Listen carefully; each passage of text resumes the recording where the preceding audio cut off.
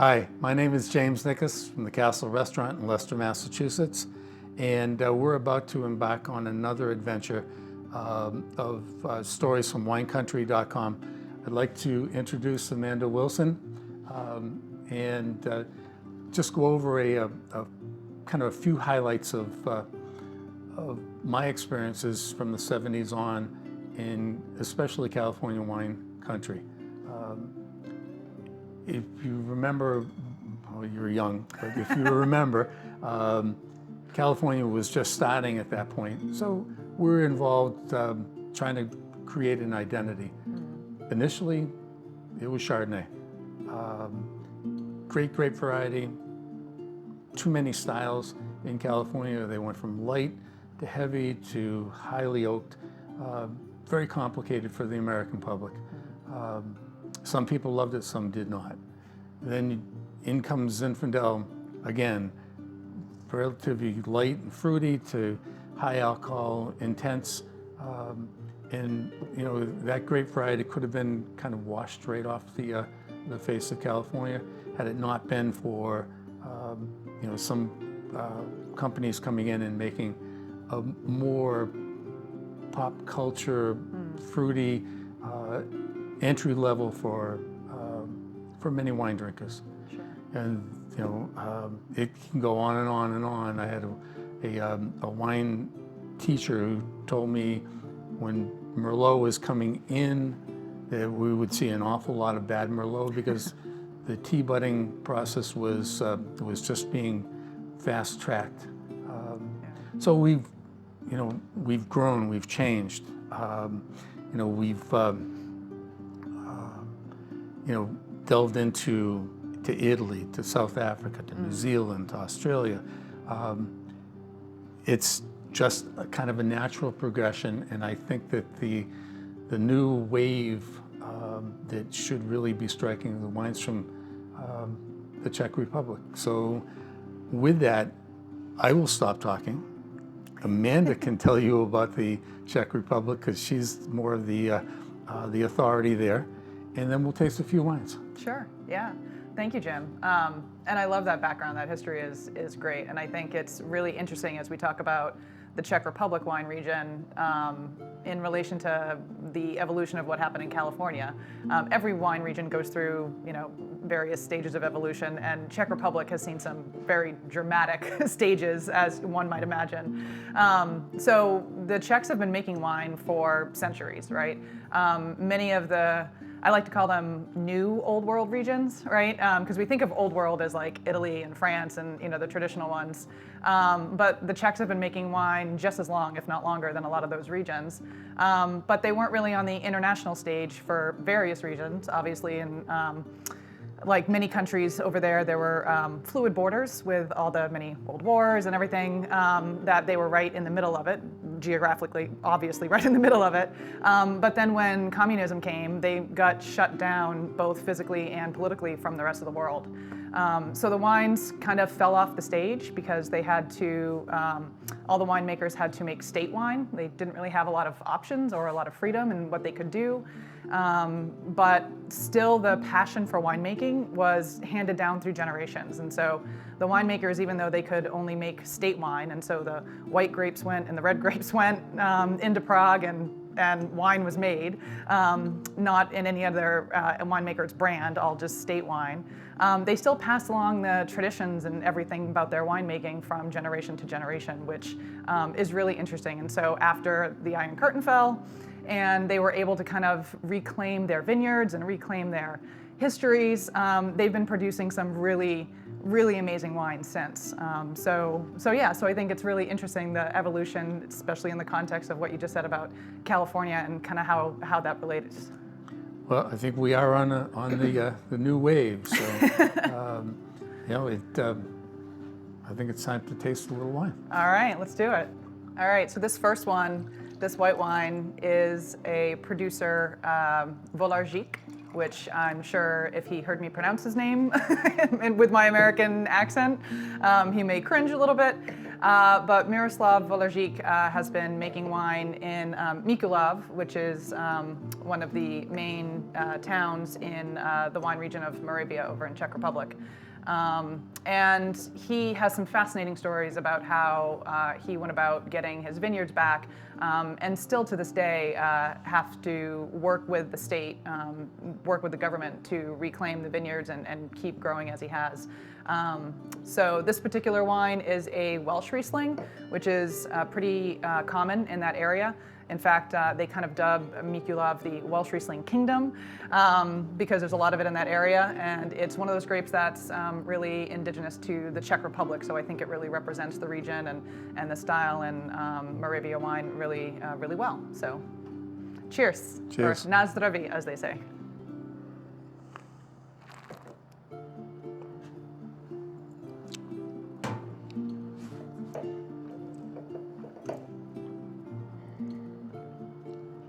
Just tremendous nose, very floral and very really upfront in all its aspects. And I love pouring Welsh Riesling for people because it's usually nothing they've ever had before. Yeah. And Welsh Riesling is not related to the Riesling grape either. It's a completely different varietal, which kind of throws people off because I think when they hear Welsh Riesling, they think a little bit that it's going to be like a Riesling, and it's not. It's a flavor profile all in of itself, Yeah, which most is beautiful. So one of my favorites.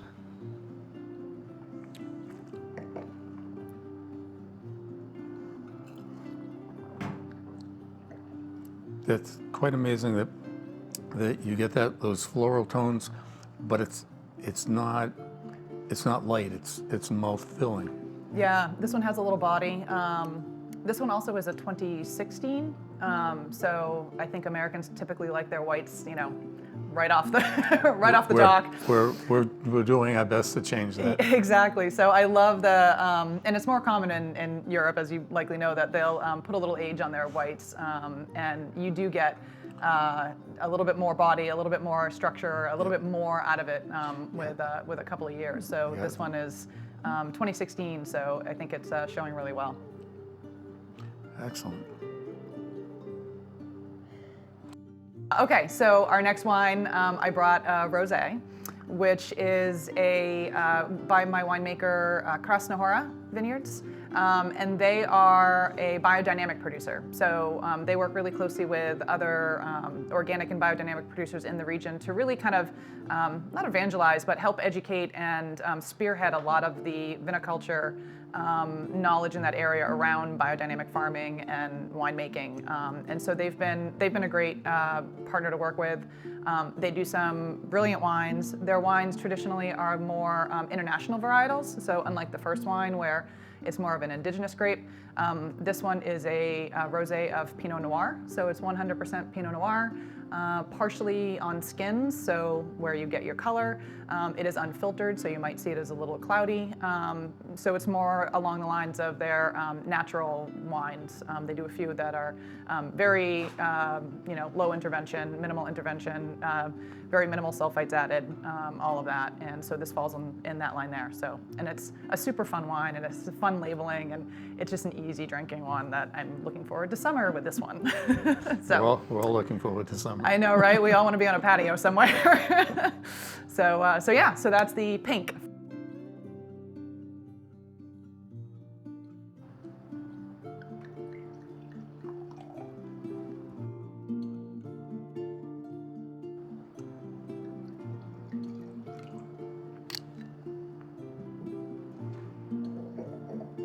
All right, so definitely get a little cloudy.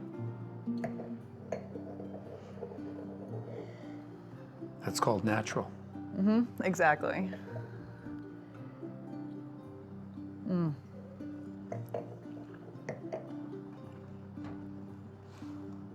I think Pinot Noir rosés is one of my favorite varietal for rosés. Up front, you get that Pinot fruit in the nose, nice and clean, and relatively dry for a rosé. It is, yeah.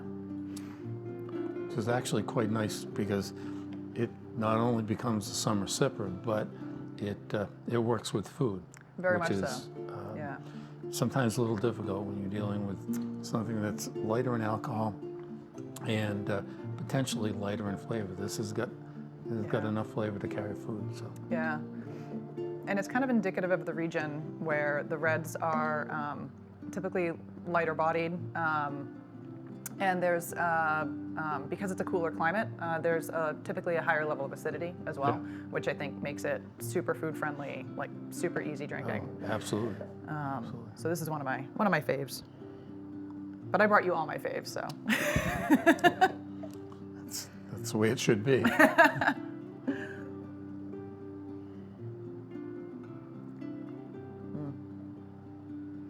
Okay, so for our red today, I brought a bottle from Gala Winery, a small family winery, similar in size to Krasnohora.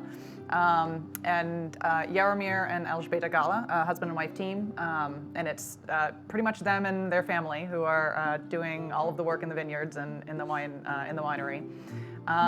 This one is a blend of Pinot Noir and Merlot. And one of the things I love about this is the region is known, as I was saying before, about their lighter, kind of refreshing reds.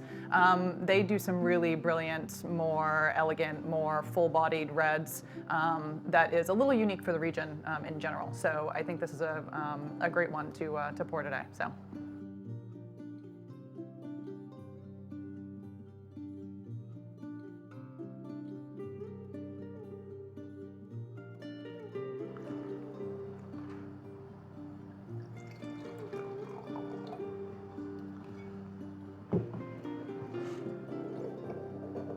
So the Galas also are focused on sustainability in their vineyards. So they, the last time we were there, we kind of teased because every time we're there, she has more animals that they have acquired for the vineyard. So she was waiting on the sheep to be delivered the next day after the last time we were there. But yeah, they have the philosophy where they have, sheep and horses and animals that are living within the vineyards, to help fertilize. They have apricot trees that are kind of integrated in their vineyards and everything as well. And so they kind of have created their own little ecosystem, on their property, and that's, one of the things that makes them really special. Along with their beautifully, beautifully made wines. Just love the nose. But I had asked you earlier, but the question on camera would be how this is going to be affected with the new 25% tariff on wines that are high alcohol, and this is 14.1, 14.5. I think so, yeah. So I mean, you can smell the alcohol. You get the definition of both grape varieties, and it is almost haunting.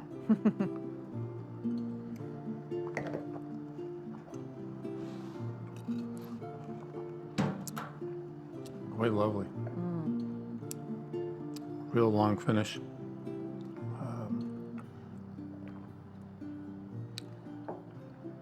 Great acidity. Wonderful upfront fruit, but the balance is there. It's extremely well balanced, Yeah. which I love. It's very harmonious. Absolutely. Yeah. It's on a cold winter night or This a hot is- summer or a hot summer day. It all Exactly. works. But it's Exactly. the whole thing about sustainability is a major thing. I mean, California's gone through it Yeah. a number of years, and my wife actually worked for a certified organic vineyard, and they would bring in hundreds of thousands of ladybugs to take care of Yeah. the aphids. Yeah. In lieu so of that- pesticides. Yeah. Yep, so they didn't have to use pesticides. And then they would bring in another variety to take care of the ladybugs. So Yeah. it's the whole kind of thought and process on taking care of the ecosystem is quite major. And it really is the way to be and the way to go. Yeah, and it's really important to them, especially in this region, because they have really been rebuilding their vineyards since they've been able to take them back since communism, right? So they've spent a lot of time and a lot of energy in the viniculture and just investing in the vineyards and the soils and all of that. So when we started importing these wines, actually, I reached out to a couple of the government agencies just to see if they have support for exporting their wines like some other countries do. And the feedback I was given was they're still investing in the winemakers and their everything from equipment to the land and all of that they're really focusing their investments on, and you can see it. So they're very proud of what they've done and how they're taking care of the land and the vineyards and how that's grown. Well, these three examples are actually, perfect for what's coming. Yeah. And we're all looking for the next step, the next level, and these are really ideal for consumers because the wines are just spectacular. Thank you. I'm so glad you like them. Cheers. Cheers. Well, I was done talking. I'm just going to, one quick story, how we all met. Oh. And it's going to sound kind of like the intro to a bad joke, but two young ladies walk into my restaurant. This bar. And sit at the bar, and pre-pandemic, of course. And luckily, my sous chef told me that maybe I should go out front and take care of customers, and they could do the cooking. And I was like, oh yeah, okay, sure. Yep. And we met and we talked, and they ordered a little food and went through my wine list, which is about 700 pieces, and picked one of the most esoteric, unutilized red wine on my list, a red Sancerre, which is, Sancerre is a lovely town in the Loire Valley that makes tremendous Sauvignon Blanc, but very little red wine. Mm-hmm. And this, for me, was an older vintage and a perfect red. And they had the red, and we continued to talk, and the next thing, we're doing tastings, and I'm using the wines for dinner, and here we are in the middle, or the middle end of the pandemic, and yeah. We're still tasting wines, and I'm happy that they're in Massachusetts, Yep. and they are for sale in retail stores. Yeah, no, thank you. We were so excited to see that red Sancerre on the list. I was like, I knew I moved to the right place. So thank you for your wine list, making me feel a little bit more at home. That was fun. Cool. Yeah, after a long day of unpacking. Cool. And we are missing Heidi. Yes. The other half of Ahtel. Yep. But at some point, we'll all get together again. Yeah, absolutely, absolutely.